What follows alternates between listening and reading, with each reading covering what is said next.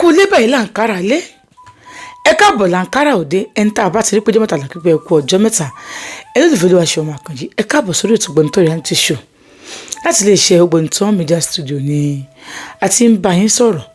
Mo dákẹ́ díẹ̀ lórí ọ̀rọ̀ my child torí pé níbi ìbálòpọ̀ ọbẹ̀ bí mo ṣe máa analyze mi ò ní fẹ́ kí torí oṣù tá a wà yìí oṣù àwẹ̀ ni àwọn èèyàn kan jẹ́ wà tó pé during the fasting period ọmọ àwa sórí live lórí YouTube mi wọ́n á fẹ́ wá wo YouTube mi àti wípé mo fẹ́ kí my child kó lọ káàkiri kí àwọn èèyàn kí wọ́n lè kọ́gbọ́n níbẹ̀.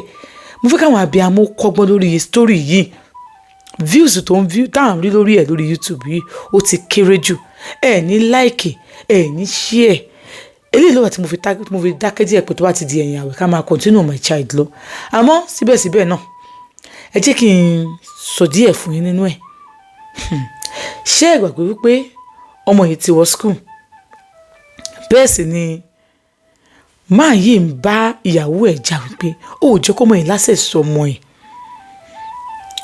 ó jẹ́ kó ṣe kíní kan sọmọ ẹ̀ létà ló ń gbọ́rọ̀ yẹn o. Ó wá ní ókè torí pé wọ́n ló bí ó nínú torí pé mi kọ́ ni mo bí nǹkan nítorí wípé èèyàn méjì ló ń fìyà jẹ bíbá ọmọ àti ìyá ẹ̀ ó ń fìyà jẹ ọmọ àti ìyá ẹ̀ ọmọ sọ ọmọ yọ ẹ̀ ní Síkẹ́mi òní rárá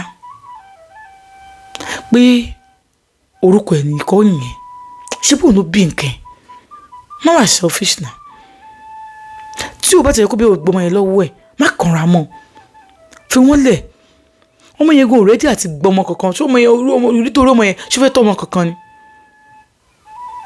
Ok jẹ́ káwọn tó bá ṣe surrogate fún ẹ jẹ́ káwọn tó bá ṣe surrogate fún ẹ náà ọkọ dẹ̀ bá gẹ̀yìn sọ̀rọ̀ ìwọ́n sọ pé òun ò ṣe surrogate òun ò lè ṣe pé òun ò lè ṣe surrogate kankan àṣírí tó mọ̀ wà lọ́wọ́ ẹ̀ kò dẹ̀ sọ ó lóun keep àṣírí yẹn torí pé ìyá tó bí òun lọ́mọ gan òun ti wáyé tí wọ́n ju the biggest enemy tó ń láyé nìyá òun torí pé nígbà tó ń nílò ẹ̀ jù nítorí tọ́rọ́kọ́bọ̀ tí wọ́n fún un ó ní àmọ́ òun dúró pé òun ò tẹ ìkú dànjọ́kọ̀jọ́kọ̀ ó náà ti ṣe wọ́n bá mi sọ̀rọ̀ mo ní rárá mi ò ṣe surrogate ọ̀sẹ̀ yẹn mi ò wálé ọ̀sẹ̀ kejì mi ò wálé mi ò school ni mo dúró sí mo ti láwọn ọ̀rẹ́ ń bẹ ni ọkọ wọn bá pè mí pé kí ló tí mi ò wálé mo ní mi ò wálé pé mo wá òkè bíbà ok ọkọ bá lọ báyàwó wo ẹ̀sìn ẹ̀ ti fẹ́ yọ kò wálé tó bá ní ọ̀rẹ́ ń bẹ yẹn tó sọ̀rọ̀ fún bó máa ń kanra mọ́ ọmọ tó ti wọ school tó bá ní ọ̀rẹ́ ń bẹ yẹn tó ń bá rojọ́ tó ń mọ nǹkan tó ṣẹlẹ̀ sí ẹ báyìí ó jẹ́ wá bó ṣe máa pè kó wá tó bá ní èyí kí ni mo máa ṣe báyìí wàá pè ní o àǹtí bá pè mí ẹ̀ ló lágbájá ibo ló wà lóun wà school àwọn fẹ́ rí ẹ lẹ́nu òun lóun ò ráyè jọ mo fẹ́ rí ẹ mi ò ráyè mi ò wálé o mi ò wálé mi ò wá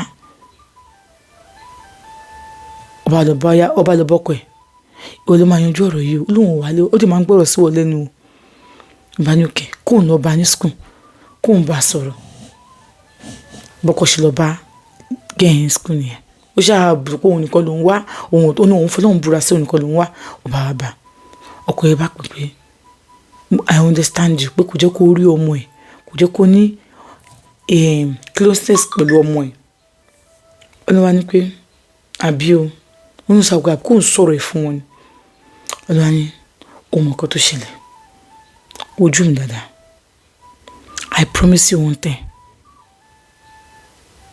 mo promise láti stay pẹ̀lú ẹ̀ títí ayérayé má bẹ anybody discuss ọ̀rọ̀ tó ṣẹlẹ̀ nílé o ó ní òun ni òun discuss pẹ̀lú anybody ó ní pé òkè ọkọ̀ ìṣe àmúṣe òun lórí wọ́n sọ pé má sọ fáǹtì ẹ̀ pé mo wá wú ẹ o mi ní sọ nǹkan bẹ́ẹ̀ fún wọn so jókòó jẹ́ little secret láàrin èmi àti ẹ̀ máa gbọ́ ìyàwó ló ní kó lọ wò ó òun wá sọ fún ọmọ yẹn pé kó má sọ fún àǹtí ẹ̀ pé òun wá wo òun o.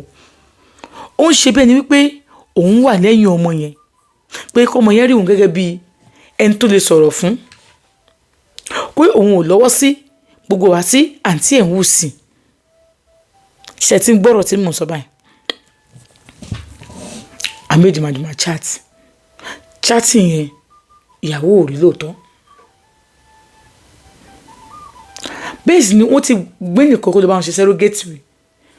Kìíní yóò padà wọ́ọ̀gì. Ẹ̀gì ìyàwó yẹn ò lè di ìyàwó ló ní problem ṣá. Bó torí ìfẹ́ tọkọ ní sí i, ó ṣe máa ń gba gbogbo ọ̀rọ̀ tó bá ti sọ pé òun fẹ́, ọkọ máa ń fẹ́. Ló bá yá, wọ́n á ní pé okay, kò sí problem, ọjọ́ máa ń chat, ọjọ́ máa ń ṣe gbogbo ẹ̀. Ọkọ bá lọ bá pé ṣé mo pé ó bá lọ bá gẹ̀yìn ní school pé òun bọ̀ wá sí school ẹ̀ lẹ́ni o, pé òun dẹ̀ máa gbé jáde. Ó wà ní no problem, òun máa jọ jáde.